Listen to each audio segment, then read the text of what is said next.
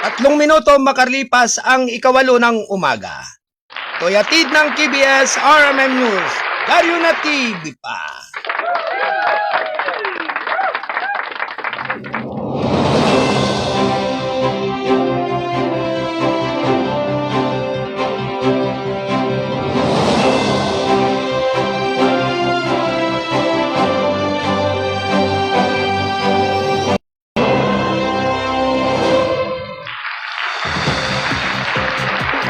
Okay, alright. Good morning everyone. Magandang umaga Luzon, Visayas at Mindanao. Kayo po ay nakikinig at nanonood dito sa KBS RMM News, Dario na TV pa.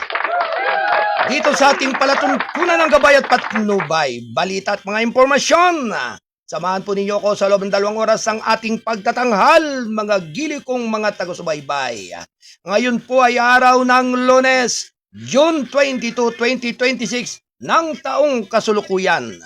Magandang umaga po sa inyong lahat. Halina po kayo upang tayo ay magsama-sama sa ating mga pagbabalita.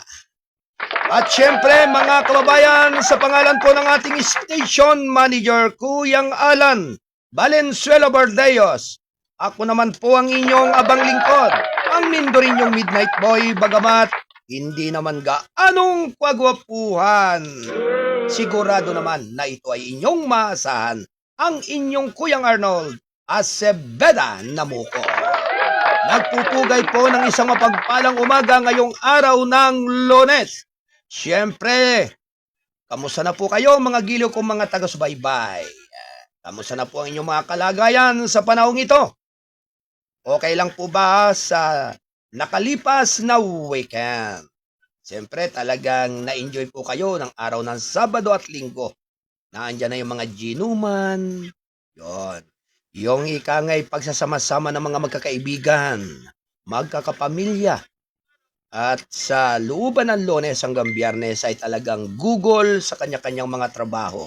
At ang karamihan po dito ay mga pumapasok pa ho. Hanggang, sabi nga po ay hanggang Sabado. Kaya talagang doon sa ganong mga pangyayari ay sa hapon o gabi talaga nagkakabanding ang ating mga kababayan. Anyway mga kababayan, halina po kayo upang tayo ay patuloy na subaybaybay at makinig sa mga mahalagang mga balita at impormasyon. At siyempre sa lahat po ng ating mga kasado patroller, standby report. Likewise sa lahat ng ating mga kasamahan sa balitang kasado. Ang ating mga kasamahan sa kasado serbisyo publiko sa ating palatuntunan ng gabay at patnubay. At syempre magandang umaga po sa ating sa Studio 3 Buluwagan ng Balitaan, sa ating news director Kuyang John Wayne Espino Lawson. Magandang umaga po sa lahat ng ating mga kababayan po buong Luzon, Visayas at Mindanao. Sa lahat po ng ating mga kababayan dyan sa iba't ibang dako ng mundo. Sa ating mga OFW na nagtatrabaho dyan, magandang umaga at gabi sa inyong lahat. At syempre, lalong higit din po, binabati po natin ng mapagpalang araw ngayong araw ng Lunes. Ang lahat po ng ating mga estudyante, ang lahat ng ating mga mag-aaral sa iba't ibang dako ng mga paaralan sa buong Pilipinas. Siyempre, ganun din sa lahat ng ating mga guro na nagtuturo sa kanila at nagsasakripisyo upang matuto ng maraming kaalaman o ngay nagbibigay kayamanan bilang edukasyon sa ating mga mag-aaral, sa ating mga estudyante. Bagamat marami po sa ibang lugar, lalo na po sa Mindanao na hanggang ngayon po ay medyo problema pa rin po yung ilang mga paaralan po diyan. Sani nga po doon sa nakalipas na magnitude 7.8. Yan, kaya talagang sabi nga kaunting tiis lamang po mga minamahal naming mga kababayan. At lahat naman po yan ay masusolusyonan ng ating pamahalaan. Bagamat sabi nga po nagdarahop karamihan sa kahirapan. Kailangan lamang po talaga ay iba yung tiyaga, iba yung pagsusumikap, at iba yung pananalig at paniniwala na masusolusyonan din po ang ganyang uri ng mga problema. Anyway, magandang umaga po sa ating nasa Studio 2 Buluwagan ng Balitaan. Diyan kay Kuyang Alan Bordeos, kay Ate Cora Biernes, kay Ate Ella Pasco, at syempre ganun din sa ating tagapagtaguyod ng ating palatuntunan ng Gabay at Patnubay. Syempre kay Attorney Mike Bordeos. Magandang umaga po sa lahat ng ating mga kasamahan o sa iba't ibang dako at area ng ating kapuluan. Sa lahat ng mga kasamahan po natin bilang mga mamamahayag. At syempre ang ating pong nakakasama dito sa ating technical site, sa ating Studio 1, ay sina Ate Del Rose Aldea Santos at Ate Rose Marie Paderon. Magandang umaga sa inyo mga ateng, at sa lahat ng ating mga kasado patroller na naka-standby sa iba't ibang area ng Metro Manila, sa iba't ibang dako ng Calabarzon at Mimaropa. Magandang umaga po sa inyong lahat dyan, at sa ating mga kababayan dyan sa Kamindanawan, sa ating mga kababayan dyan sa Kabisayahan. Mapagpalang umaga po ngayong araw ng Lunes. Today is Monday, June 22, 2020. At syempre magandang umaga po sa lahat ng mga taga Viva KPP Divine Healing. Good morning KBS RMM News TV. Kay Kuya Arnold Aceveda Namuco ng Gabay at Patnubay. Maraming salamat po sa buong persa ng Viva KPP Divine Healing. Sa lahat ng mga brother at sister, mapagpalang umaga po sa inyong lahat. Likewise, binabati rin po natin ng magandang umaga si Brother Virgilio Francisco ng Antique. Siya rin po ay isa nating kasado patroller na naririyan sa lugar ng Kabisayan. Magandang morning sa buong pamilya ng Francisco. Yan nga po sa lugar ng Antique, sa punguna po ni Brother Virgilio Francisco. At syempre, nais po nating batiin ang lahat ng ating mga kababayan din po dyan, Syria at lugar ng Rizal, sa buong forsa ng Jores Homeowners Association. At syempre, kahapon po araw na linggo ay nakapiling po natin dyan sa lugar ng komunidad ang ating buting presidente ng Jores Homeowners Association na si Kuyang Alan Bordeos, at ang ating chairman of the board na si Kuyang Wayne Espino Lawson.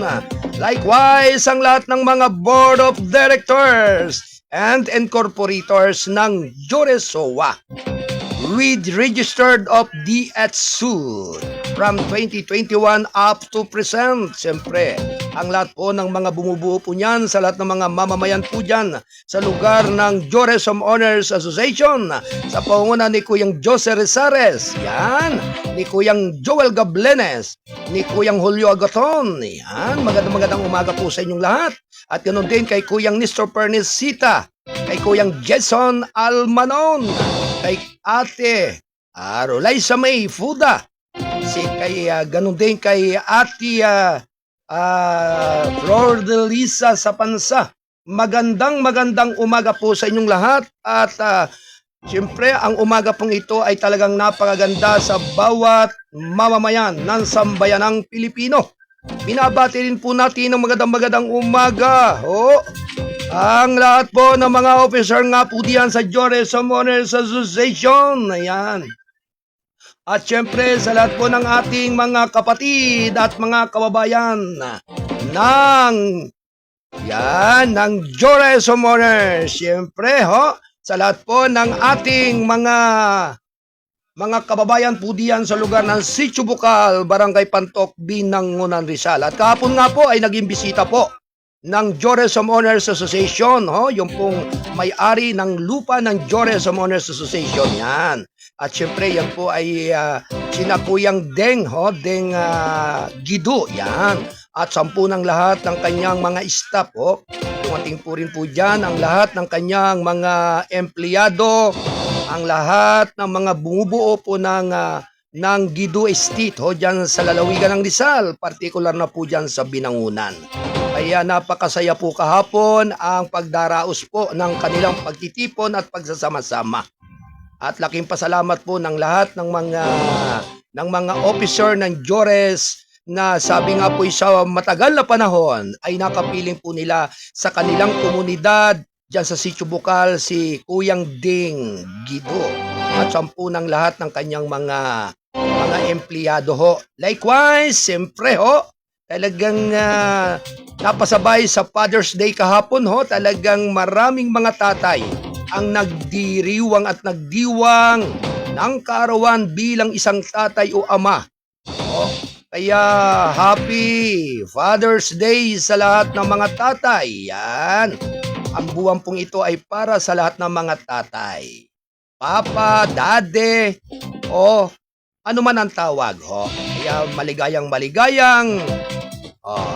maligayang kaarawan sa lahat ng mga ama. Sa lahat ng mga tatay. Yan. At syempre, binabati rin po natin ng magandang umaga po si Norlen Tadena Namuko ng lungsod ng Antipolo and family. At sa lahat din po ng ating mga kababayan po dyan sa lalawigan at lungsod ng Antipolo. Ganap na alas 8:14 ng umaga ito'y atid ng Balitang Kasado, ang pahayagang balansi at totoo National Newspaper. At syempre nais po nating batiin din ng magandang umaga ang ating butihing kaibigan dyan sa lugar po ng Asigos, dyan sa Regional Trial Court, yan, sa Branch 261 Syempre mga kababayan, binabati po natin ng magandang umaga ang lahat ng mga empleyado at ganun din sa ating butihing kaibigan po ng Regional Trial Court ng Pasig City. Yan po ay sa pangunguna po ni Honorable Jesus Angelito Huertas Jr. At siya po ay Regional Trial Presiding Judge ng Regional Trial Court Branch 261 ng Pasig City. Yan, magandang umaga po, sir, at mapagpalang araw po ngayong araw ng Lunes. Happy Father's Day po, Honorable Jesus Angelito Huertas ng Regional Trial Court Branch 261 Pasig City. Likewise sa lahat po ng mga grupo po ng 2ID Frescore dyan sa Kampapinpin, Tanay Rizal. Magandang umaga po sa panguna po ng ating buting Pangulo kay Ate Pau de la Cruz Mohar. At syempre ganun din sa lahat ng mga tatay ng 2ID 2nd Infantry Division Jungle Fighter ng Philippine Army. Magandang umaga po sa inyo lahat dyan. At syempre sa lahat din po ng mga hanay ng kapulisan sa buong Republika ng Pilipinas. Syempre sa panguna po ni General Romeo Browner Jr., ang Chief of Staff ng Armed Forces of the Philippines. Magandang umaga, sir. At syempre ganoon din po kay General Nartates, ang Chief ng Philippine National Police. Magandang umaga po sa inyong lahat at mapagpalang araw nga po ngayong araw ng Lunes. Hello, maligayang panunod at pakikinig kay Ate Cristina Buenope. Maligayang pakikinig at panonood po sa inyong lahat dyan at sumainyo ang kay gandang umaga ngayong araw nga po ng Lunes. Siyempre ang ating pong station manager ay nakatutok po sa ating malaganap na palatuntunan ng gabay at patnubay, balita at impormasyon. Ganap na alas 8:18 na po ng umaga. Ito Ito'y atid ng balitang kasado ang pahayagang balansi at totoo national newspaper.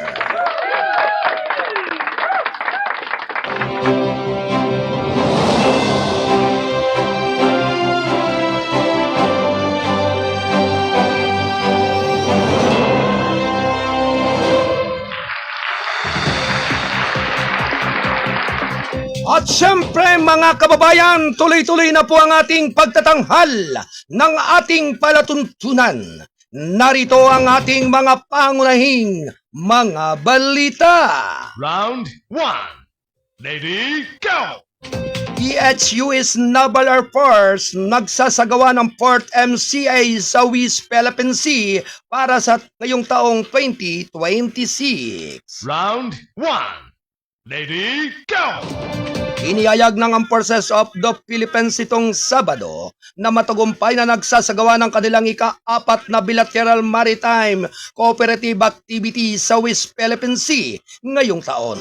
Ang MCA ay tumakbo mula Hunyo 14 hanggang 19 at kinasangkutan ng mga unit mula sa AFP at US Indo-Pacific Command. Sa ngayon ay official na tinatawag ng US Pacific Command. Itinampok na pagsasanay ang Philippine Naval Air and Marine Assets kabilang na ang BRP Jigo Silang, AW-109 helicopter, FA-50 fighter aircraft at C-208B aircraft at Sukhoi helicopters. Ipinakalat ng Philippine Coast Guard ang BRP Melchor Aquino at BRP Sindangan. Samantala, ang US PACOM ay nag-deploy ng USCGC Charles Moultrie, ang USCGC Emlyn Tunnel, isang P-8A Poseidon Maritime Patrol aircraft at ang 3rd Maritime Electoral Regiment. Sa loob ng 6 na araw na aktibidad, nagsasagawa ang mga kalahok ng pwersa ng Serye ng Maritime Interoperability exercises kabilang na ang search and rescue, visit, board search and seashore, communications exercises, division tactics, Officer of the WASP, maneuver photo exercise of joint fires, rehearsal, sabi ng AFP. Idinagdag pa nito na ang matagumpay na pagsasagawa ng isa pang MCA ay magtatangkop ng pangmatagalang pangako ng Pilipinas at US na palakasin ang kooperasyong pandagat, pagpapalakas ng kamahalayan sa maritime domain at muling magpapatibay ng suporta para sa isang pandaigdigang kaayusan. Nakabatay na rin sa mga patakaran ng Indo-Pacific region. Samantala, sinabi ng Philippine Navy nitong Sabado na matagumpay na magsasagawa ng air defense exercise ang kanilang guided missile frigate, ang BRP Miguel Malvar, kasama ang iba pang mga bansa na lumahok sa Binyal Rim of the Pacific exercises ang isang air defense exercise habang papunta sa Hawaii noong Hunyo 18.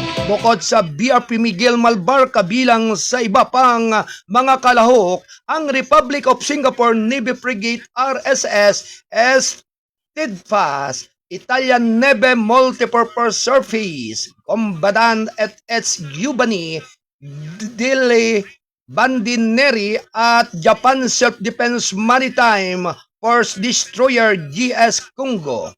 Sa panahon ng pagsasanay, sinubukan ng mga kalahok na barko ang kanilang mga sistema ng pagtatanggol sa hangin at pagpapaputok sa isang unmanned aerial vehicle. Target na inilunsad mula sa GS Congo na kumilos bilang small little low flying Hassel aircraft. Ang naturang pagsasanay ay nagbibigay daan sa mga kalahok na hukbong dagat na pinuhin ang mga taktika, pamamaraan habang pinahusay ang pagsasama sa mga kasusyo na hukbong dagat, sabi ng Philippine Navy. Ang REMPAC ngayong taon ay tatakbo sa karagatan ng Hawaii mula Hunyo 24 hanggang Hulyo at 31.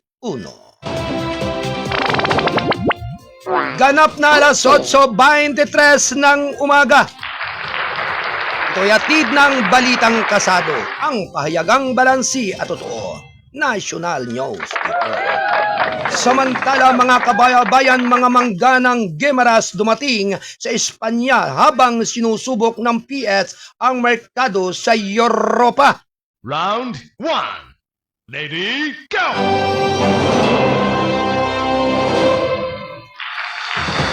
Samantala, ang sikat na matamis na mangga sa Guimaras Island ay lumapag sa Espanya bilang bahagi ng 100 kilogram na timbang ng Pilipinas, pagsubok na pagpapadala para sa malaking merkado ng Europa. Sa sentro nito ay isang ibinahaging layunin upang ikonekta ang mga magsasaka at SME ng Pilipinas nang mas direkta sa mga international merkado at lumikha ng mga bagong landas sa pag-export para sa mga produktong agrikultural sa may mataas na halaga. Sinabi ng Embahada ng Pilipinas na Espanya sa isang pahayag na may pitsang Hunyo 19 sa pagdating ng Guimaras Mangga sa Madrid. Natutuwa kaming ibahagi ang lasa ng Pilipinas at ipakita ang isang produkto na kumakatawan sa kahusayang pamana at dedikasyon ng mga Pilipino. Ang mangga ng Guimaras na nilinang ng isla ng lalawigan ng Guimaras at ang unang rehistradong produkto ng geopolitical indication ng Pilipinas ay kilala sa kanilang natatanging tamis, aroma at lasa. Ang kargamento ay minarkahan ng unang paglalakbay ng mangga ng Guimaras sa Europa at ang unang pag-export sa Europa ng kumpanyang Guimaras Wonder Farms. Ang pagpapakilala ng mga premium ng produkto ng Pilipinas sa mga merkado ng Europa ay lumikha ng mga pagkakataon hindi lamang para sa aming mga exporter, kundi pati na rin para sa aming mga magsasaka, negosyante at lokal na komunidad. Sabi ni Philippine Ambassador Spain, Philippine Luwilier. Inasahan namin na ang inisyatibong ito ay magbubukas ng mga pintuan para sa mga pagsusosay na harap at palakasin ang pagpapahalaga sa kalidad at pagkakaiba-iba ng mga produktong agrikultural ng Pilipinas. Ang paglalakbay ng mga mangga ng Guimaras sa Europa ay nagsimula sa Brussels, Belgium, ang upuan ng European Union at nagpatuloy sa mga pangunahing lungsod ng Europa, kabilang na ang Dahag, Paris, Berlin at Madrid. Ang inisyatibo ay pinamunuan ng Department of Trade and Industry o DTI Supply Chain ang Logistics Group DTI Guimaras. Pamamahalang palalawigan ng Guimaras Wonder Farm Logistics Partner at Philippine Embassies and Trade Offices sa buong Europa. Thank you. Alas 8:26 na po ng umaga. Ito'y hatid ng Kasado Broadcasting Service, RMM News, Diaryo na TV pa. At ito nga po ay kasapi ng The United Multimedia International Press Corps. Samantala mga kababayan, ang ating po nakakasama dito sa ating technical site ay sina Ate Del Rose Aldea Santos at Ate Rosemary Padron bilang production assistant. At syempre sa lahat po ng ating mga kasado patroller na nasa iba't ibang area at dako ng ating kapuluan dito sa Mega Manila, Calabarzon area, standby report. Likewise sa ating mga kasado patroller na nasa iba't iba ring area ng Mimaropa, Visayas at Mindanao, please standby report. At syempre, panatilihin lamang po ang pagbabasa ng Balitang Kasado, ang ating dyaryo o periodiko, tabloid ng Balitang Kasado. Manatili lamang pong magbasa, hitik po ng mga balita at impormasyon, balitang showbiz at balitang pangkalahatan na nagmula sa iba't ibang dako ng ating kapuluan. At syempre, weekly po ang labas ng ating dyaryo ng Balitang Kasado. At tumutok din po kayo araw-araw sa ating palatuntunan ng gabay at patnubay dito sa ating himpilan ng KBS RMM News TV. At syempre ang FB page ng ating palatuntunan ay Kasado Serbisyo Publiko. Samantala mga kababayan, narito pa rin ang ating mga karagdagang mga balita. Round 1. Lady, go! DOC magbibigay ng 12 container ng forfeited goods sa mga biktima ng lindol. Round 1. Lady, go! May kabuwang 12 container ng forfeited goods ang nakatakdang ibigay sa mga biktima ng lindol sa Mindanao kamakailan ayon sa Bureau of Customs nitong Sabado. Ayon kay Custom Commissioner Ariel Nepomuceno, inihanda na ng mga container para sa pamahagi na nakatuon sa mga kagyat na pangangailangan at maagang pagbangon ng mga napektuhan ng magnitude 7.8 na lindol noong Hunyo 8. Kabilang dito ang mga medikal na kagamitan upang suportahan ang mga hospital at frontline health workers, kahoy para sa pagtatayo ng mga pansamantalang kanlungan para sa mga pamilyang nawala ng tirahan, mga materyales na konstruksyon upang makatulong sa pagkukumpuni ng mga nasirang evacuation center at paaralan. Kagamitan sa makinarya na maaaring makatulong naman sa paglilinis ng mga labi at pagsusuporta ng gawaing rehabilitasyon at mga gamit sa bayo pang matulungan ang mga pamilya na maibalik ang mga pangunahing kondisyon ng pamumuhay. Nagpapasalamat ako sa aming mga opisyal at kawani ng BUC para sa kanilang mabilis na pagtugon mula sa Office of Civil Defense. Natural para sa atin na tingnan kung paano natin magagamit kaagad ang mga magagamit mga pagkukunan upang makatulong sa halip na hayaang umupo ang mga nakumpiskang kalakal na ito sa aming mga budiga. Nais naming tiyakin na direktang mapupunta ito sa mga pamilya at komunidad na nangangailangan ng aming tulong. Sabi pa rin ni Nepomuceno sa isang palabas o paglabas ng balita, siyempre kinilala na rin namin ang mga donation drive ng aming mga port na nakapagpapalakas ng loob na makita na marami sa ating mga tauhan ang nagbubuluntaryo na magbigay ng donasyon at personal na bumili ng relief goods para sa ating mga kababayan. Na naapektuhan ng lindol, ito ay isang patunay na pagkahabag at pagkakaisan sa buhay o nabuhay na maayos sa aming hanay. Ang paglabas ng mga item na ito ay pinabilis sa ilalim mga tagubili ng Commissioner bilang bahagi na rin ng isang mas malawak na pagsisikap ng gobyerno upang tumugon ng mabilis at maibsan ang sitwasyon ng mga apektadong komunidad. Sa lokal na antas, pinaigting din ng mga pantalan ng BUC ang mga relief efforts, pinangunahan ng Port of Davao sa ilalim ni District Collector Maita Acevedo ang pamamahagi ng relief goods sa mga komunidad na apektado ng lindol sa Jose Abad Santos, Davao Occidental na umabot sa kabuang 1,000 pamilya sa 3 barangay. Malalan, Kalbay at Butuan. Nagsasagawa rin ng operasyong tulong 2026 ang Port of Zamboanga sa ilalim ng District Collector Elenita Abanyo sa pagkipag-ugnayan sa Subport of Dadyangas na naghahatid ng mga pagkain, bottled water at iba pang pangangailangan sa mga pamilyang apektado ng lindol sa General Santos City at mga karatig na lugar. Ang inisyatiba ay kinasasangkutan ng mga katauhan mula sa parehong mga daungan na nagtutulungan upang magtipon, magatid at mamahagi ng mga kalakal ng tulong na nagpapatibay sa kooperasyon sa pagitan ng mga pantalan sa pagtugon sa mga pangangailangan ng komunidad.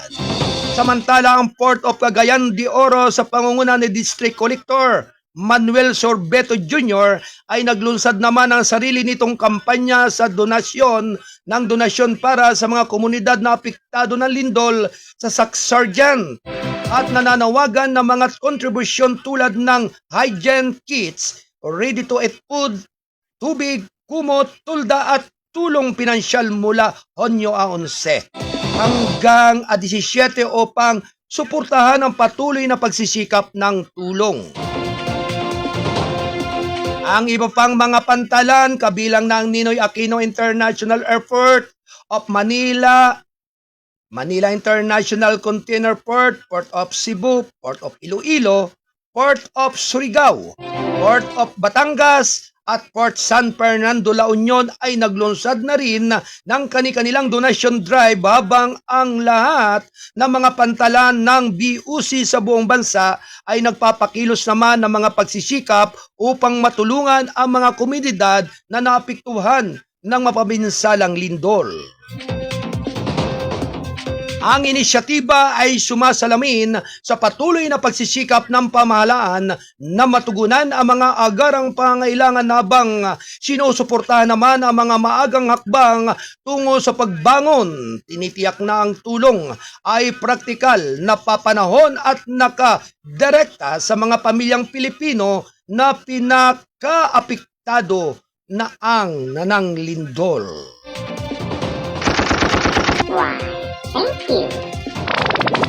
Ganap na alas 8:34 ng umaga, ito'y atid ng balitang kasado. Ang payagang balansi at totoo. National News Reaper. PH nagpapanatili ng relasyon depensa sa mga kalyado ng hindi nag-uudyok na labanan ayon kay PBBM. Round 1. Lady, go! Patuloy naman na palalakasin ng Pilipinas ang kooperasyon sa depensa sa mga kalyado nito habang tinitiyak na mananatiling puro depensa at hindi mag-uudyok ng hidwan ayon kay Pangulong Ferdinand R. Marcos Jr. Sa isang panayam sa Russia Today na nai-upload sa website niya nito noong Biyernes, sinabi ng Pangulong Marcos na nagsasagawa ang Pilipinas ng taunang joint military exercises sa mga bansa tulad ng Estados Unidos at Japan upang mapahusay ang kahandaan sa pagtatanggol ng bansa habang pinapangalagaan nito ang teritoryo nito. Simple lang talaga ang politika ng Pilipinas sa mga ganyang termino. Tungkulin ng pamahalaan ng Pilipinas na pangalagaan ng integridad ng teritoryo nito at ang paggamit ng ating mga karapatang soberanya, sabi ng Pangulong Marcos. Binigyan din ng Pangulo na hindi sinusulong ng Pilipinas ang patakarang panlabas ng ibang bansa at walang balak na makisali o magsimula ng konfrontasyon. Sinabi nito na habang patuloy na gawing makabago ng bansa ang postura ng pagtatanggol nito, nananatiling isang di-agresibong estado na nakatuon sa pagprotekta sa integridad ng teritoryo nito. Sinusubukan lang namin tiyakin na ang pagtatanggol ng Pilipinas. Kung sakaling mangyari iyon ay matatag at siyempre malugod naming tinatanggap ang anumang mga kasusyo at kaalyado na tutulong sa amin sa bagay na ayon, sabi niya. Siyempre wala naman kaming interes na makipag-away kahit kanino. At particulars na kasong ito sa palagay ko ay hindi masasabing agresibo ang Pilipinas sa anumang paraan.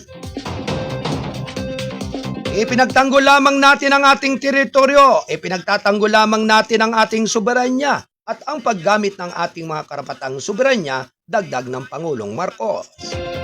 Inaamin niya na ang Pilipinas ay hindi isang makapangyarihang bansa sa militar. Tinanggihan din niya ang idea ng pagbabalik sa isang bipolar global order na nagsasabing ang pandaigdigang dinamika ay gumagalaw ng ngayong patungo sa multipolarity na nagbibigay daan para sa mas balansing kooperasyon sa pagitan ng mga bansa. Sinabi pa rin ng Pangulong Marcos na ang bagong pamamaraan ay tumutulong sa papanatili ng katatagan ng pamamahala ng mga pagkakaiba sa mapayapang paralan lalo na sa gitna ng patuloy na alitan sa teritoryo sa rehiyon. Aniya, ang patakarang panlabas ng Pilipinas ay nakaangkla sa pambansang interes at kapayapaan. Ang patakarang panlabas ng Pilipinas ay pambansang interes at kapayapaan at iyon lang ang interesado sa Pilipinas, sabi ng Pangulong Marcos. Why, thank you.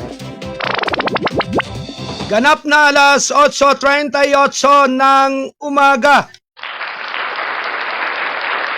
Samantala, Marcos naghahangad ng pakikipagtulungan sa Russia para isulong ang seguridad sa enerhiya ng bansa. Round 1. Lady, go!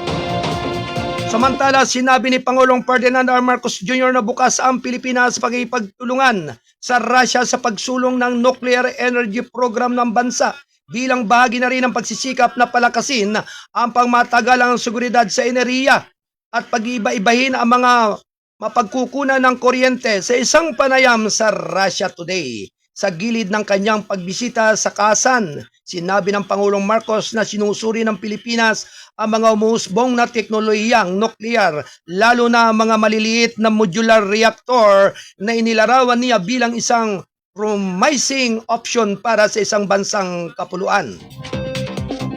Mayroon dalawang elemento doon. Isa na rito ang teknolohiya. Handa ba ang teknolohiya? Handa na ba ang teknolohiya na gamitin bilang isang tunay na mapagkukunan ng kuryente? Sinabi pa rin ng Pangulong Marcos na sa panayam na ini-upload sa website ng RT noong Biyernes, sinabi niya na ang Russia ay kabilang sa mga advanced na bansa sa mga unlad ng SMR na ginagawang isang potensyal na kasosyo para sa Pilipinas sa paggalugad na mga solusyon sa enerhiyang nuklear. Aniya, ang SMR ay may kaugnayan sa Pilipinas dahil sa geografiya nito na binuo ng mahigit 7,600 isla na nangangailangan ng desentralisadong solusyon sa enerhiya. At sa bagay na iyon, sa palagay ko, ang Russia ang pinaka-advance, lalo na kapag pinag-uusapan natin ang tungkol sa maliliit na modular reactors na partikular na kawili-wili para sa Pilipinas. Dahil mayroon tayong 7,600 plus na mga isla at imposible para sa atin na magtayo ng mga submarine cable sa bawat lugar na nangangailangan ng kuryente, sabi ng Pangulong Marcos. Ipinaliwanag niya ang mga SMR na may kapasidad mula 70 hanggang 300 megawatts ay maaaring magbigay ng sapat na supply ng kuryente para sa isang sulong isla at mga liblib na lugar. Sinabi niya na ang mga sistemang ito ay modular at maaaring mapalawak sa mahirap na mapangalagaan na idinagdag mo lang sa hindi dinagdag at idagdag. Ang Russia ay talagang isa sa kung hindi ang pinaka-advance sa mga tuntunin ng paggawa ng teknolohiya na magagamit sa pangkalatang publiko, sabi ng Pangulo.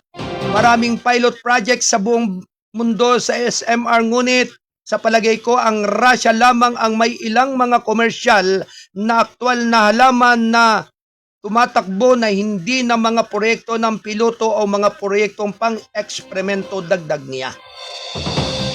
Sinabi pa rin ni Pangulong Marcos na binanggit niya ang kanyang plano at bilateral meeting nila sa Russian President Vladimir Putin. Sinabi niya na ang enerhiyang nuklear ay lalong sinasaalang-alang sa buong mundo bilang bahagi na rin ng malinis na paglipat ng enerhiya, lalo na ang gitna ng mga kamakailang pagkakagambala sa mga kadena ng supply ng fossil fuel. Aniya, na nanatiling nakatuon ang Pilipinas sa pagbabawas ng pag-asa sa fossil fuel sa paglipas ng panahon habang tinitiyak ang katatagan ng enerhiya para sa lumalaking pangangailangan sa industriya. Ang nuclear energy ayon kay Marcos o Pangulong Marcos ay sinasaalang-alang kasabay ng iba pang mga pagpipilian sa pagtaas ng pangangailangan ng kuryente, lalo na mula sa mga sektor tulad ng artificial intelligence at data centers. Kaya kung may ilipat o mailipat natin ang ganong uri ng programa sa Pilipinas, malaki ang pakinabang nito.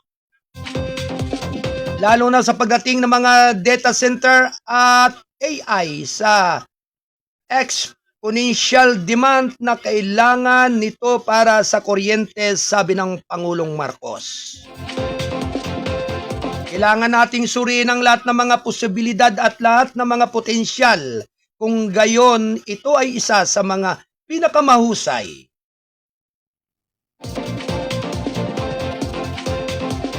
na posibilidad. Why, thank you. Ganap na alas 8:43 ng umaga, ito'y atid ng balitang kasado, ang payagang balansi at totoo, National Newspaper.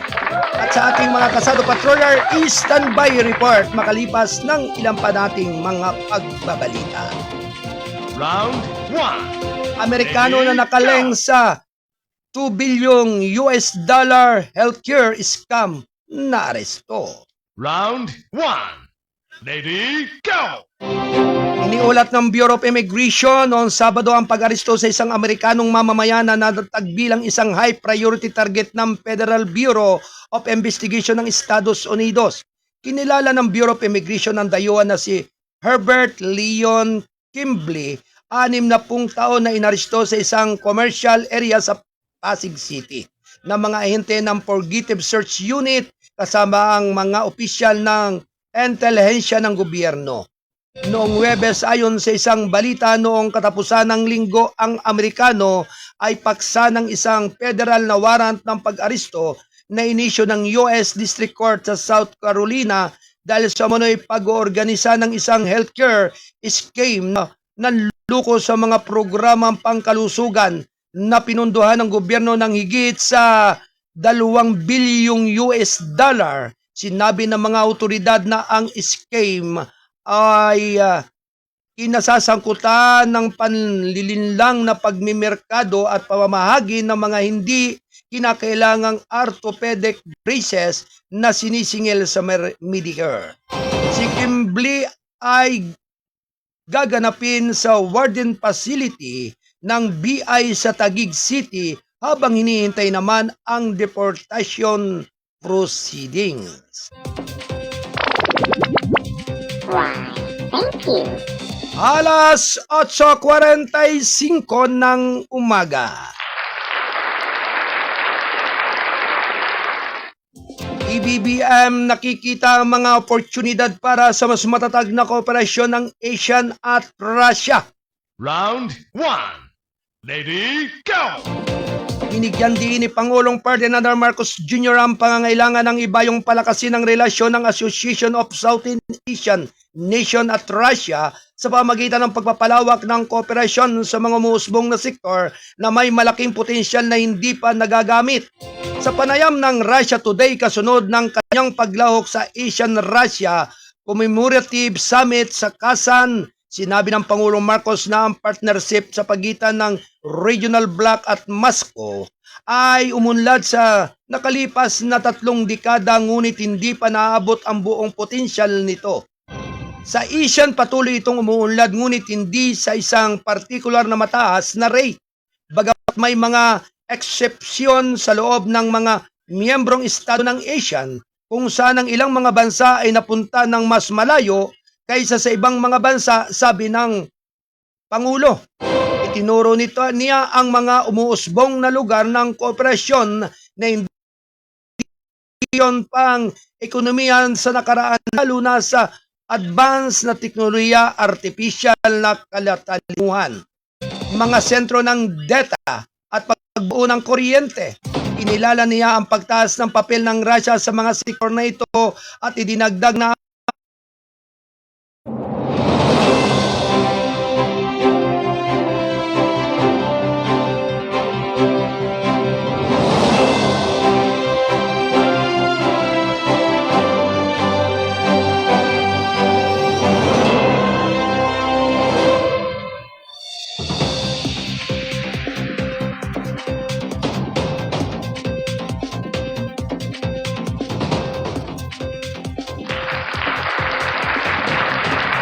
samantala mga kababayan, tuloy-tuloy lamang ang ating pagbabalita. Round 1. Lady, go! Itinuro niya na ang umuusbong na lugar ng kooperasyon ng hindi bahagi ng traditional na relasyon pang-ekonomiya sa nakaraang lalo na sa advanced na teknolohiya at artificial na katalinuhan, mga sentro ng data at pagbuo ng kuryente. Kinilala na niya ang pagtaas ng papel ng Russia sa mga sektor na ito at idinagdag na ang mga pagunlad na ito ay nagbibigay ng mga bagong pagkakataon para sa mas malalim na pagipagtulungan sa pagitan ng Asian at mga panlabas na kasusyo. Ngunit muli na pinakilala na mayroong potensyal na ito at tatlong hindi namin lubos na sinasamantala sa nakaraan ngayon sa mga lugar na hindi umiiral, sabi niya. Sinabi niya na ang Asian ay mabilis na lumalaki sa mga tuntunin ng pag-iba ng mga pagkikipagsusyo sa nalampas sa tradisyonal na pagkakahanay. Inilarawan niya ang kasulukuyang yugto ng relasyon ng Asian at Pilipinas bilang isang bagong araw na minarkahan ng pagpapalawak ng dialogo at umuusbong ng mga prioridad, partikular na sa mga sektor na hinihimok ng agham at teknolohiya. Sa paglagay ko, ito ay isang uri ng momentum mula sa bipolar world. Sa madaling salita, mabilis tayong lumaki at binago namin ang pananaw sa mga tuntunin ng kung sino ang nakikipag-ugnayan sa amin sa buong mundo at kung ano ang mga bagay na maaari naming gawin nang makasama ito sa isang napakabagong araw. Ito ay isang patuloy na pagtaas ng pakikipag-ugnayan sa pagitan ng Asian at Russia, sabi ng Pangulong Marcos. Ang Asian-Russia Commemorative Summit ay minarka ng higit sa 35 taon ng relasyon pang dialogo at itinakda ang direksyon para sa mas malalim na kooperasyon sa mga darating na taon na nakatuon sa paghatid ng mga konkretong benepisyo sa kanilang mga mamamayan. Ang Commemorative Summit ay nagresulta sa pag-aampon ng mga pangunahing dokumento ng kinalabasan ng gagabay sa susunod na yugto ng pagkipagsusyo, kabilang ang Kazan Declaration 2026, ang Asian-Russia Comprehensive Plan at Action para sa 2026 hanggang 2030 at magkasanib na mga dokumento na nagsusulong ng kooperasyon sa kultura at enerhiya. Why, thank you. Ganap na 9 na minuto bago mag-ikasyam ng umaga. Ito'y hatid ng balitang kasado, ang payagang balansi at totoo, National Newspaper. Samantala mga kababayan,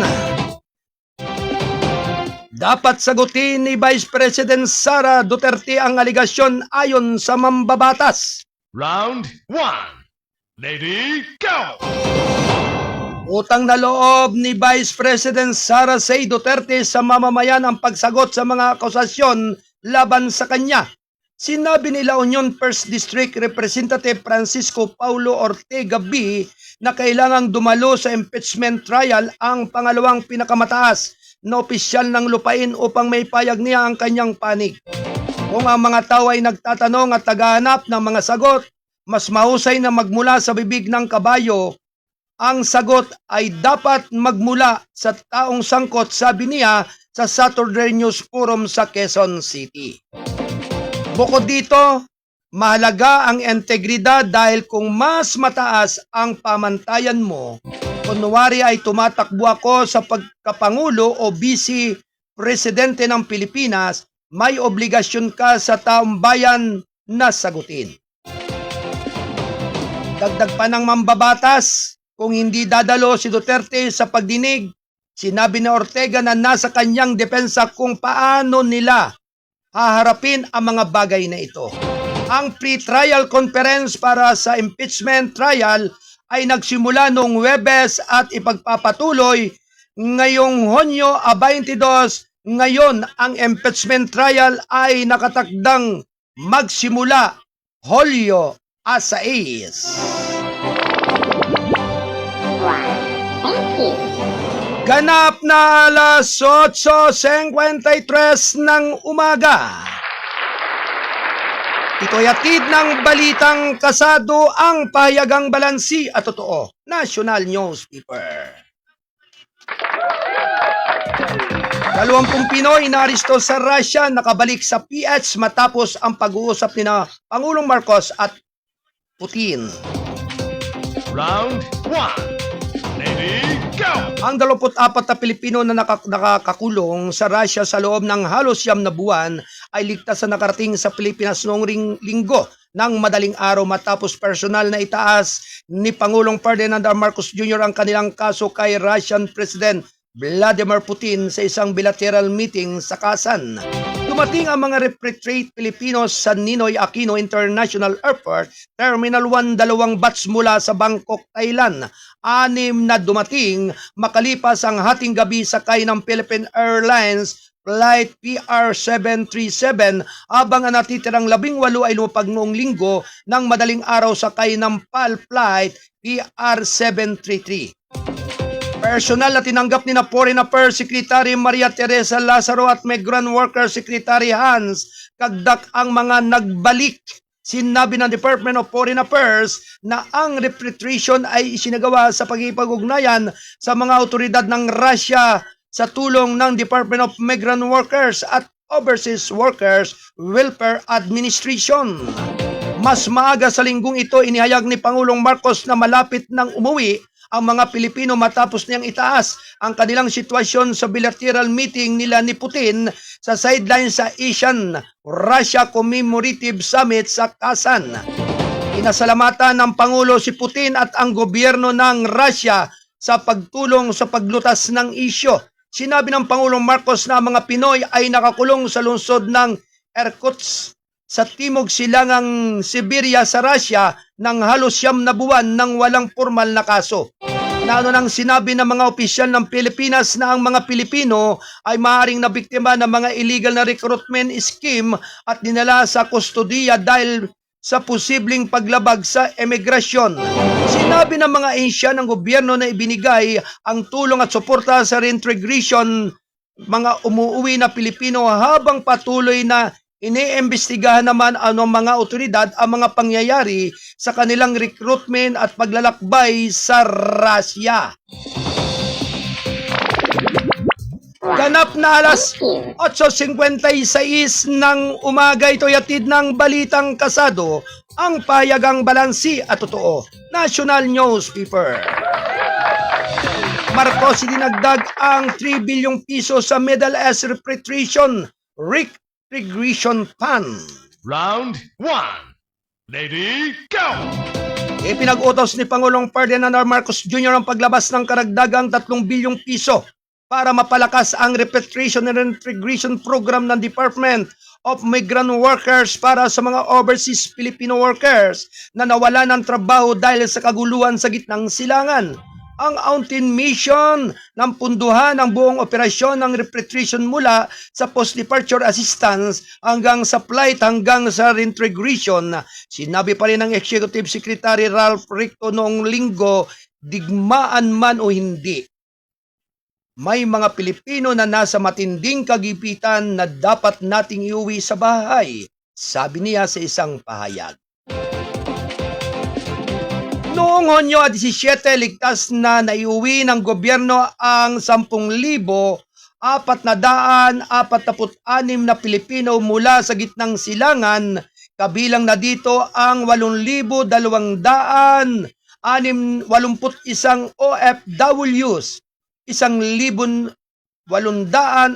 namang dependents at 362 stranded citizens. Sinabi pa rin ni Recto na pinataas ni Pangulong Marcos ang pundo ng tulong sa OFW dahil ayaw niyang maging airport-to-airport king lamang ang repatriation.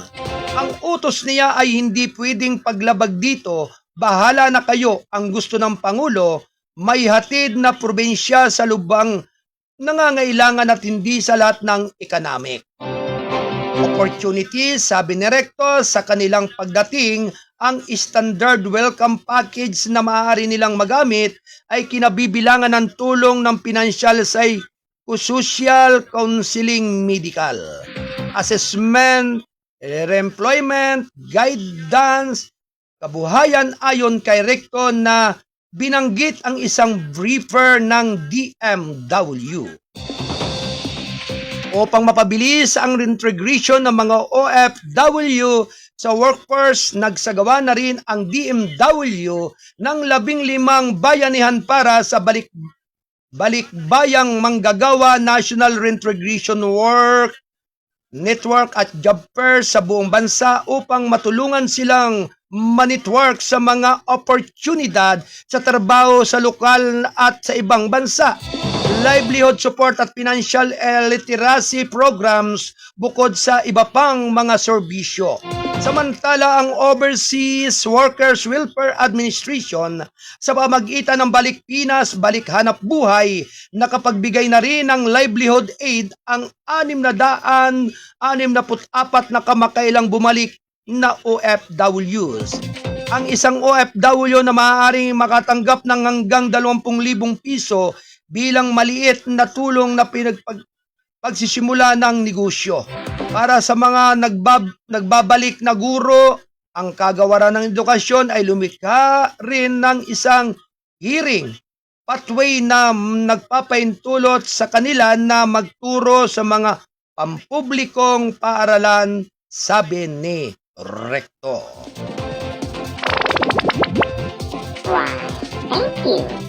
Alas 9 ng umaga, ito'y hatid ng Balitang Kasado, ang pahayagang balansi at totoo. National Newspaper. Ito ay kasapi ng The United Multimedia International Press Corps. At syempre, binabati po natin ng magandang umaga. Happy birthday! Ngayon, kay Nanay Aneta Lectanaong mula sa Las Navas Town Northern. Ang pagbati po ay mula kay Double L kay Kuya Landon Luto sa ating kasado patroller ng Calabarzon area ng Cavite.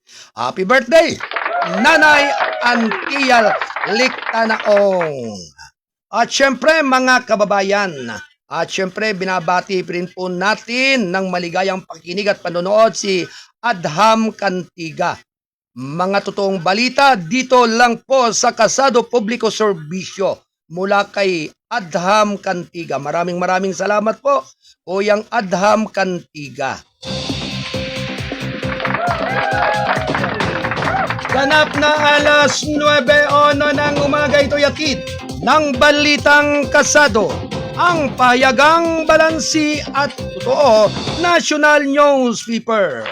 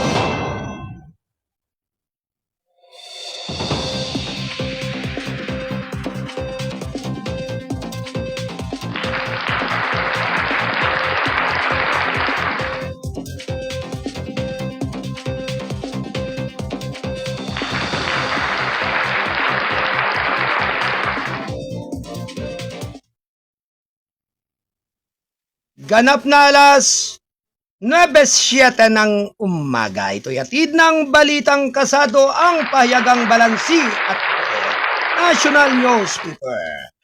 May pagbabalita ang ating Kasado Patrol 25 mula dyan sa Calabarzon area sa lalawigan ng Cavite. Si Double L. Alright, Double L, stand by. Report.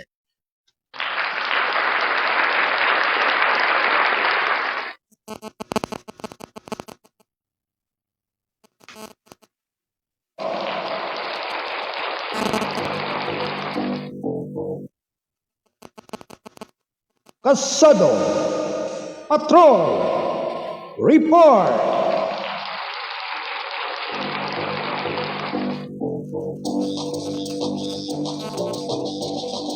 Alright, nasa linya si Kasado Patrol 25 Double L, Kuya Lando Luto.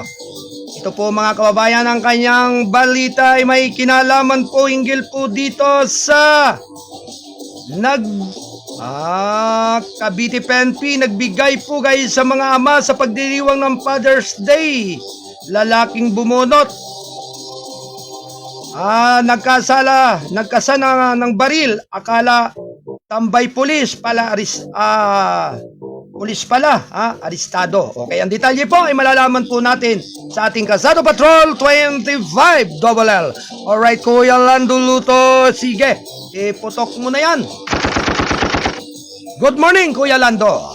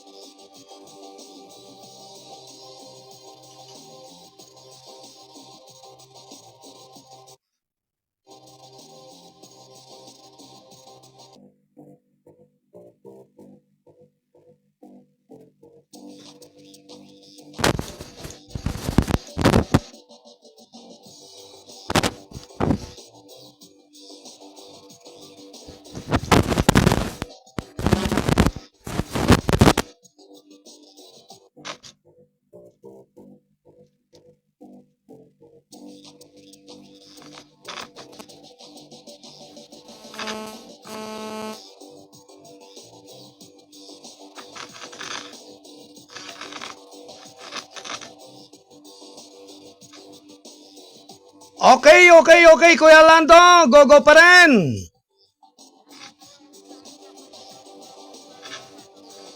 Okay. Nagkaroon ng problema ang ating communication. Okay, Kuya Lando, go. Sige. Okay, Kuya Lando. Go pa rin.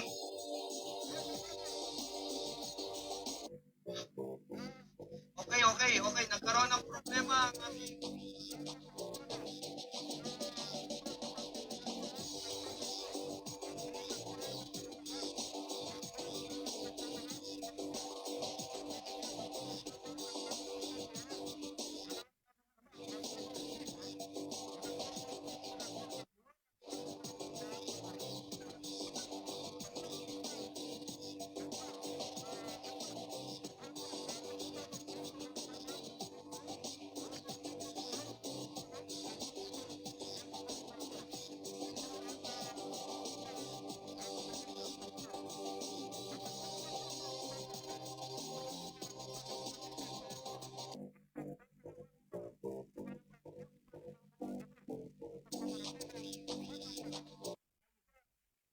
Kasado, Patrol, Report.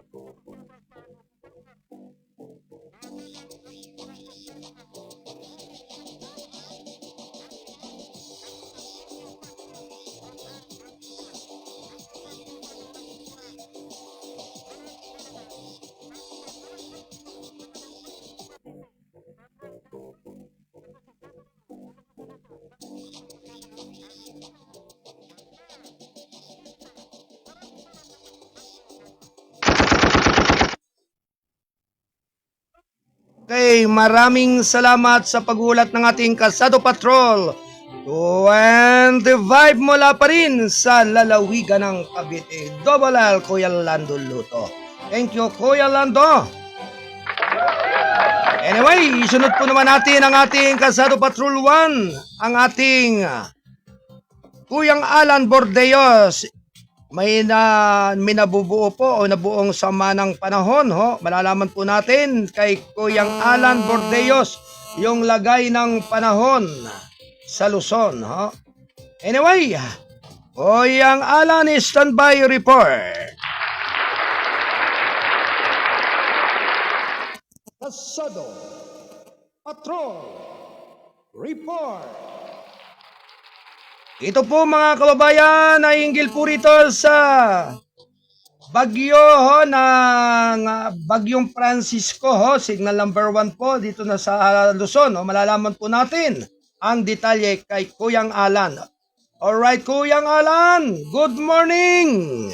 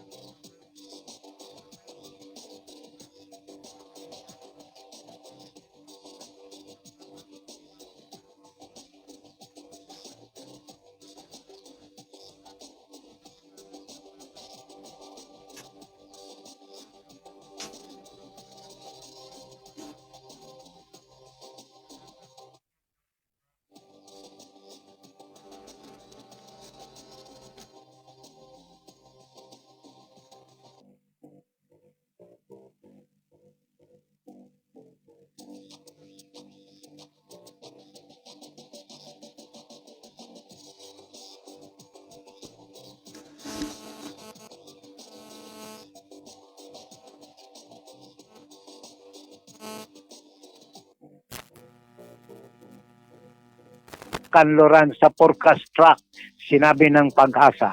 Mula dito sa studio to, ako si Kuyang Alan Bordeos, nagulat sa Balitang Kasado, Kibi sa Arimin News, Diaryo na TV pa. Alright, maraming salamat sa paghulat ng ating Kasado Patrol 1. Kuyang Alan Valenzuela Bordeos. Thank you, Kuyang Alan. Ganap na alas 9:23 ng umaga. Ito'y hatid ng Balitang Kasado.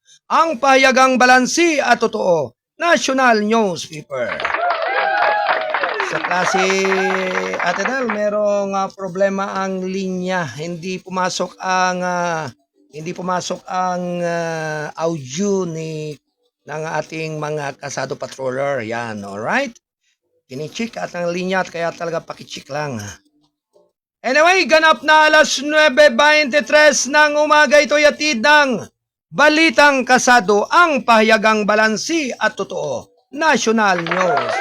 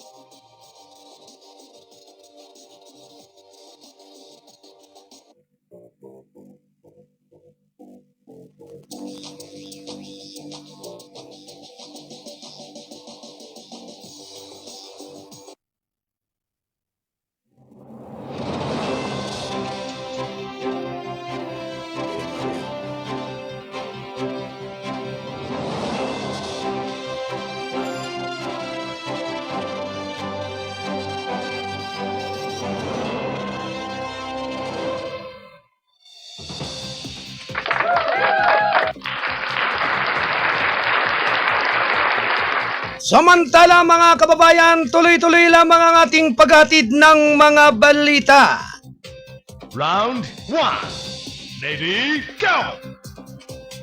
10.5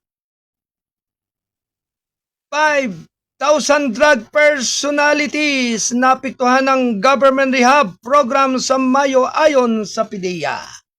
Round 1. Lady, go! Sinabi ng Philippine Drug Enforcement Agency na may kabuang 10,540 drug personalities nabil sa rehabilitasyon ng information program ng gobyerno kung saan nasa 2,778 na nagtapos ang nakakuha ng trabaho o kabuhayan noong Mayo. Ayon pa rin sa PDEA, matagumpay na binago ng Balay Silangan Reformation Program ang buhay ng mga natapos na pamamagitan ng 650 operational centers sa buong bansa mula noong maitatag ito noong taong 2010. Sa klaw nito ang halos 40% ng 1,645 local government unit sa bansa. Ipinakita ng Bahay Silangan ng posible ang pagbawi at positibong pagbabago sa suporta ng mga lokal na pamahalaan, komunidad at mga ahensya ng kasusyo. Tinutulungan namin ang mga individual na muling buuin ang kanilang buhay, palakasin ang mga relasyon sa pamilya at maging produktibong miyembro ng lipunan, sabi ni PDEA Director General Undersecretary Isagani Neres sa isang balita noong linggo. Sa lahat ng riyon, ang Central Luzon ang nakapagtala ng pinakamataas na bilang ng mga nagtapos na may 2,050, sinundan ng Ilocos Region na may 1,344, sa Northern Mindanao na may 1,051. Ang Bicol Region ang nagkamit ng pinakamataas na partisipasyon ng LGU na may halos 89.47% ng mga lungsod ng munisipalidad nito na nagtatatag ng mga sentro ng Balay Silangan. Ipinakita rin ang datos ng PDEA na mula Hunyo taong 2022 hanggang Mayo ngayong taong 2026 ang programa ay nakagawa ng 5,872 o 5,872 graduates na lumampas sa 4,668 graduates na naitala mula noong taong 2018 hanggang Hunyo taong 2022. Matagumpay din itong sumuporta sa 1,747 mga kliyente sa mga secure, matatag na trabaho o napapanatiling mga oportunidad sa kabuhayan. Ang Balay Silangan Reformation Program ay patuloy na nagsisilbing isa sa mga pangunahing inisyatibo ng pamahalaan sa rehabilitasyon na nakabatay sa komunidad na nagbibigay ng mga individual na apektado ng illegal na droga ng mga pagkakataon para sa paggaling, personal, pag-unlad at muling pagsasama sa lipunan. Why, thank you. Ganap na alas 9:28 ng umaga. Ito'y atid ng balitang kasado ang pahayagang balansi at totoo. National Newspaper. Samantala, PNP pinaigting ang international cleansing matapos aristuhin ang dalawang aktibong pulis. Round 1. Lady, go! Ipinagutos ni Philippine National Police Chief General Jose Melencio Nartatis Jr. ang mahigpit na pagsugpo sa mga nagkamali sa tauhan na nakasunod ng pag-aristo sa dalawang aktibong pulis na naharap sa kasong rape at domestic violence sa Metro Manila at Mindanao. Hayaan ang mga sabay-sabay na pag-aristo na ito ay nagsasabing o nagsilbing mahigpit na babala na ang aming badge at uniforme ay hindi kailanman magiging kalasag laban sa batas at ng Philippine National Police at agresibong hahabulin ang sinumang nasa aming hanay na naniniwala na maaari nilang makaiwas sa pananagutan, sabi ni Nartatis sa isang pahayag noong linggo. Sinabi ni Nartatis na ang pag-aristo sa mga aktibong tauhan ng pulisya na naghahanap sa malubhang kasong kriminal ay dapat tiyakin sa publiko na handa ang organisasyon na pulisin ang sarili nito ng hanay. Nagpapadala kami ng isang malinaw na mensahe sa publiko na hindi namin pahintulutan ng anumang mga iskalawag at aktibong aalisin namin ang mga ito para sa interes ng integridad at tiwala sa organisasyon ng pulisya, sabi niya. Noong Onyo 20, naristo ng PNP Integrity Monitoring and Enforcement Group ang isang aktibong pulis sa Quezon City dahil sa panggagahasa. Inilabas ng Taguig City Regional Trial Court. Inirekomenda ang warrant na huwag magpiyansa. Arestado rin sa araw ding iyon ang isang Police Regional Office 11 Patrolman sa Santo Tomas, Davao del Norte sa pamagitan ng EMEG operatives at dalawang kasong domestic abuse na isinampa ng kanyang asawa sa ilalim ng Republic Act No. 9262 o ang Anti-Violence Against Women and Their Children Act.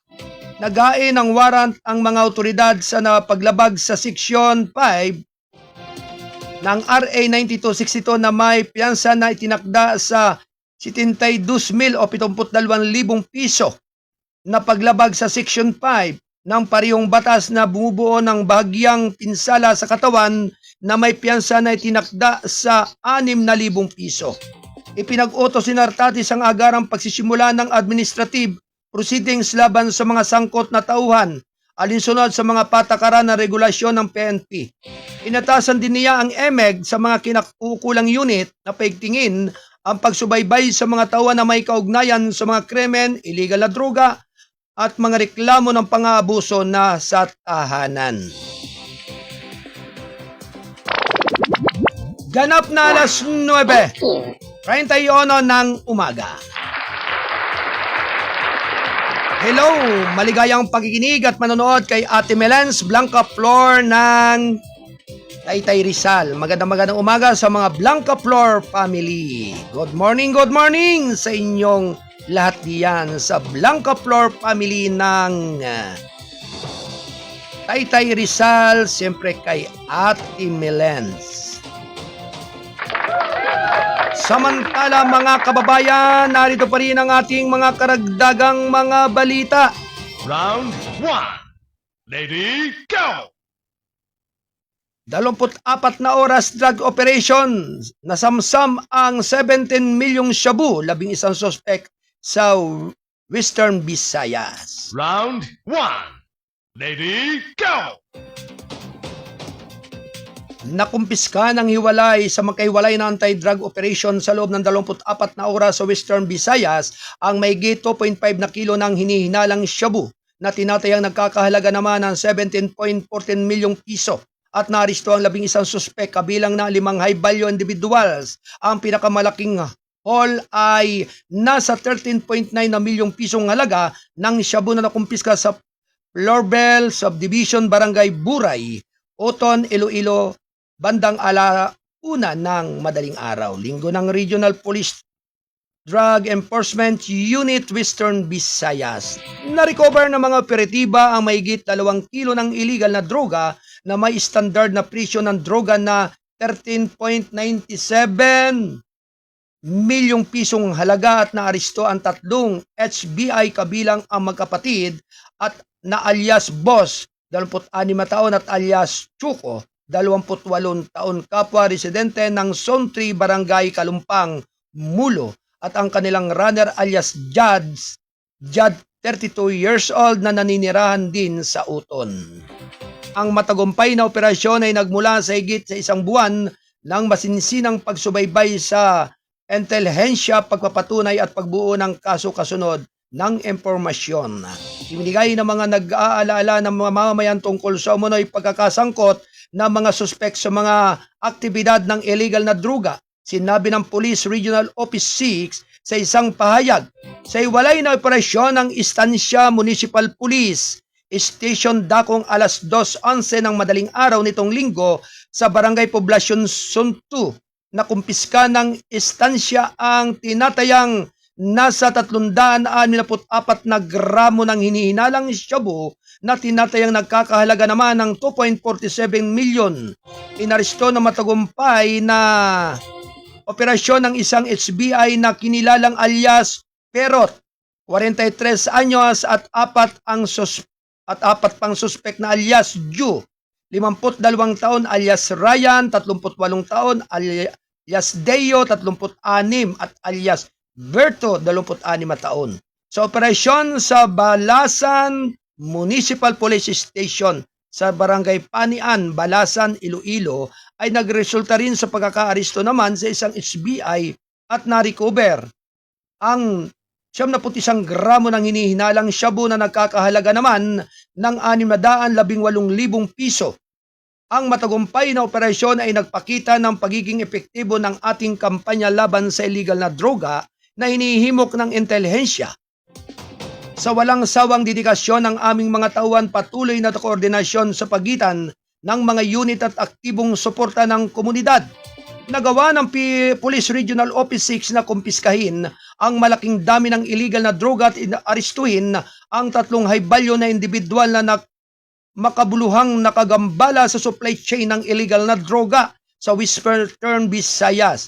Sabi pa rin ng Police Regional Office 6 Acting Director Randolph Tuanyo na isang pahayag. Why, thank you. Alas 9:36 ng umaga.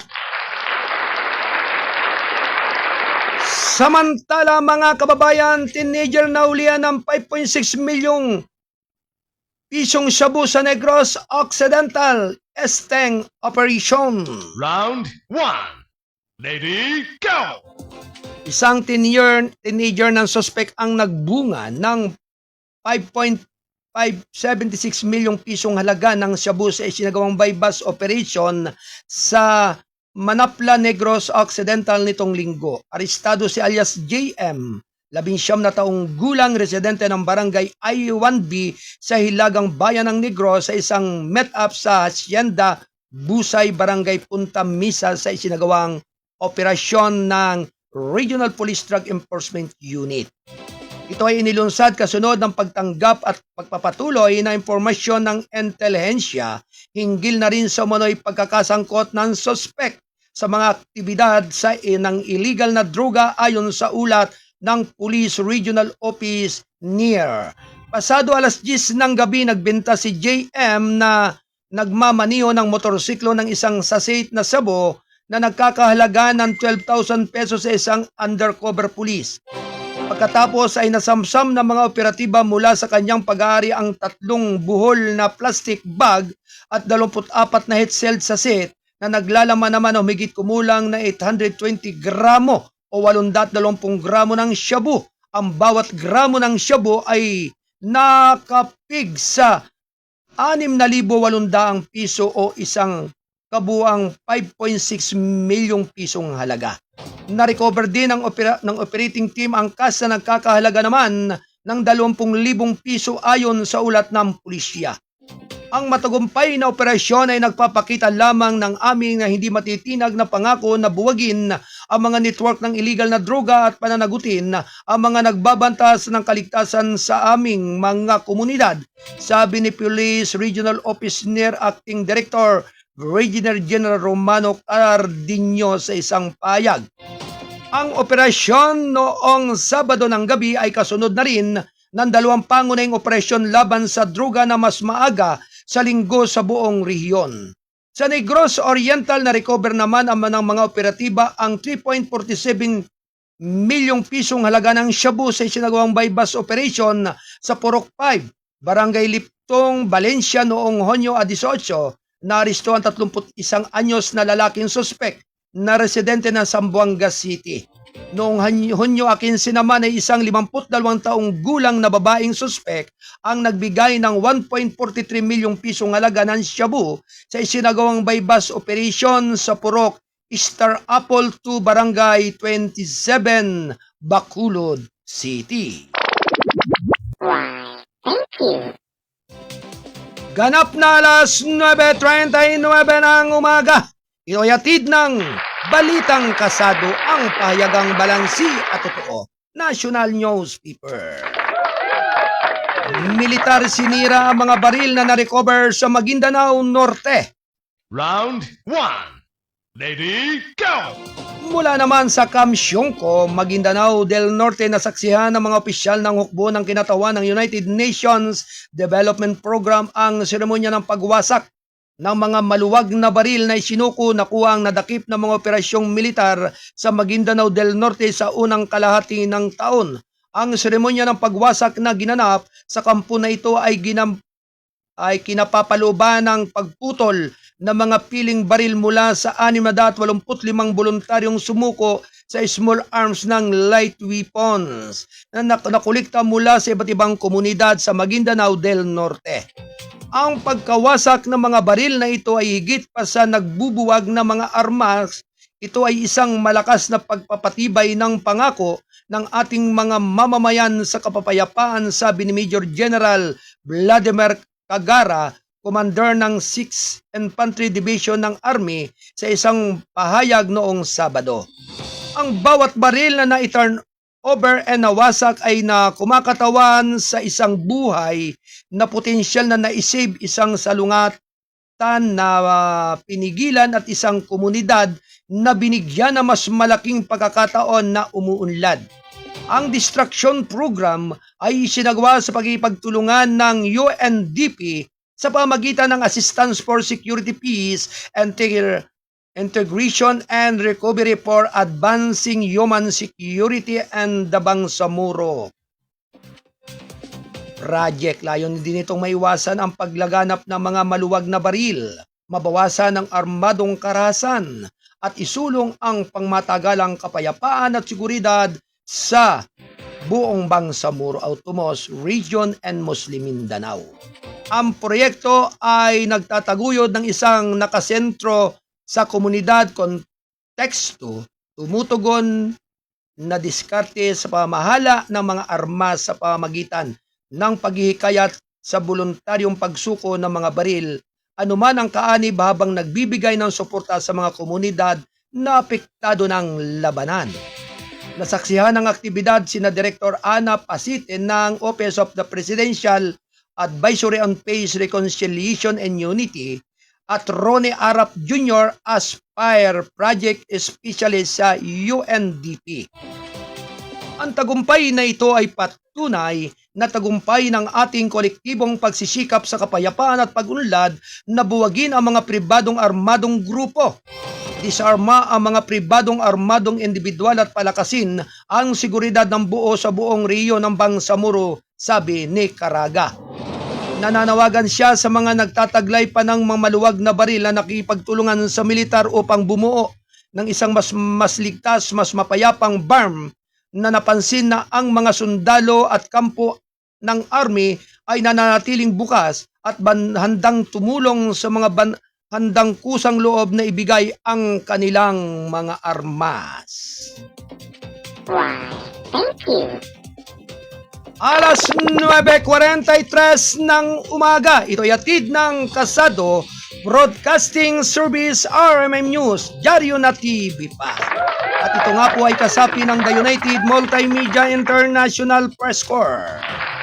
At syempre, maligayang pakikinig kay Ate Alena Oclares magandang umaga sa iyong panunod at pakikinig, Ate Alena Oclaris and family.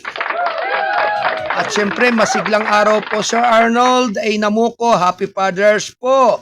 Sa inyo ganun din po kay Sir Alan Bordeos. Happy Father's Day din po. Maraming salamat po sa inyong pagbati, Ate Melens Blanca Flor ng Taytay Rizal. At syempre binabati rin po natin ang lahat ng ating mga nakikinig at nanonood sa araw na ito. Sa mga nakatutok sa ating palatuntunan ng gabay at patnubay, balita at mga impormasyon. At syempre sa lahat po ng ating mga nakikinig at nanonood, patuloy lamang po ang ating pakikinig at panonood at ipagpatuloy niyo po ang pagsubaybay araw-araw, Lunes hanggang Biyernes. Siyempre, ang official FB page po ng ating palatuntunan ay Kasado Serbisyo Publiko. Yan. Kaya sa lahat po ng ating mga nagsusubaybay at nakikinig, manatili lamang po tayong nakatutok mula umpisa hanggang sa magwakas. Dito lamang niyo po masasaksihan at matutungayan ang ganap na katotohanan ng mga balita. Anyway, sa lahat po ng ating mga nakapiling at mga nakasama sa ating pagtatanghal ngayong araw ng Lunes, maraming salamat po sa ating mga kasado patroller at sa mga kolumnista ng Balitang Kasado. Likewise, sa lahat po ng ating bumubuo ng Kasado Media Group, mapagpalang umaga po sa inyong lahat. Sa lahat din po ng mga sumusuporta po sa ating palatuntunan. Maraming salamat po. Hanggang dito na lamang po ang ating pagtatanghal at yan po ang kabuuan ng ating mga balita. With up sa lahat po ng ating mga nakapiling dito sa ating Studio 1, sina Ate Del Rose Aldea Santos at Ate Rosemary Paderon Lausong. At syempre sa ating po mga nasa Studio 2 Buluwagan ng Balitaan, mula pa rin sa ating publisher Kuyang Alan Valenzuela Bordeos. Maraming salamat po sa inyo kay Ate Ella Pasco, kay Ate Cora Biernes at kay Attorney Mike Bordeos. Maraming salamat po sa inyong patuloy na paggabay sa ating palatuntunan. With up sa ating pong nasa Studio 3 Bulwagan ng Balitan sa ating news director Kuyang Wayne Espino Lauson, maraming salamat. Mulit-muli, ang pagpapala ng ating dakilang lumikha ay laging sumabawat isa nating mga Pilipino. Taglay ang malaking indulhensya mula sa ating kataas-taasang dakilang lumikha. With up, maraming salamat po sa pangalan pa rin po ng ating station manager, Kuyang Alan Bordeos. Ako naman po ang inyong abang lingkod, ang Mindorinyong Midnight Boy, ang inyong Kuyang Arnold Acebeda Namuko. Nagpupugay ng isang magandang umaga ngayong araw ng Lunes. Mulit-muli, tayo po ay magkita-kita sa araw ng bukas, ganap na 8 hanggang 10 ng umaga. Adios, babalos, amigos! Bye-bye!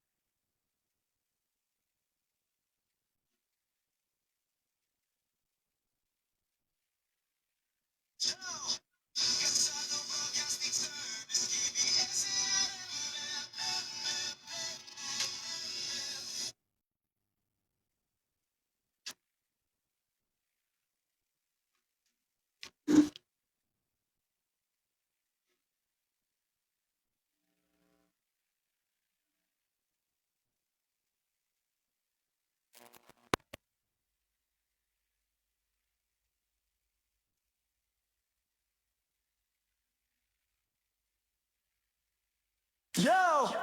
Kasado Broadcasting Service, KBS, ARMM, Lunes hanggang Biyernes, laging on air. Servisyo publiko, hatid namin sa masa. Let's go! Let's go! Sa mic at sa camera, laging alerto. Kuya Alan Valenzuela Bordeos, CEO, boss ng kwento. Si Kuya Arnold Aceveda, namuko, program director. Gabay at patnubay, balita, informasyon, walang palya, protector. When it's Pino Lawson, news director, editor-in-chief. Issue ng lipunan at sa tao, walang relief. Si Kuya Ben Aludo, prangkado, kikima ang handog. Kwento sa field, tapat at walang palusot. Kasado Broadcasting Service, KBS, RMM, Diario, Radyo, TV, hatid ang news.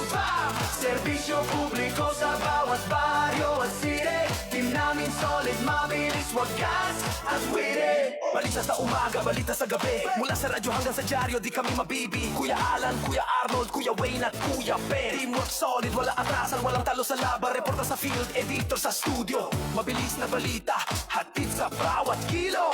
Ikasta mo, gabay at patnubay, issue ng lipunan. Pagkat pakitima, truth ang hatid namin sa bayan. Kasado Broadcasting Service, ABS, RMN, Diario, Radyo, TV, hatid ang news. Serbisyo publiko sa bawat baryo at city.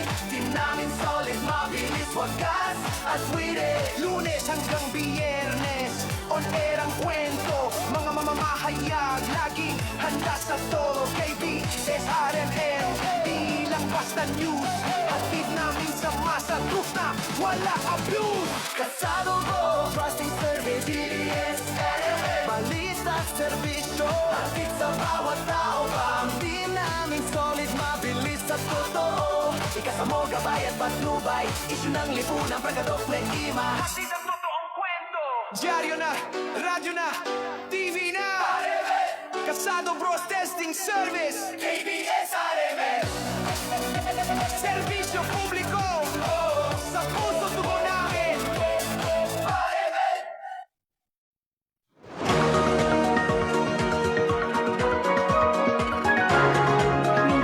Habang mabigyan naman ang may 110 mga trabador sa barangay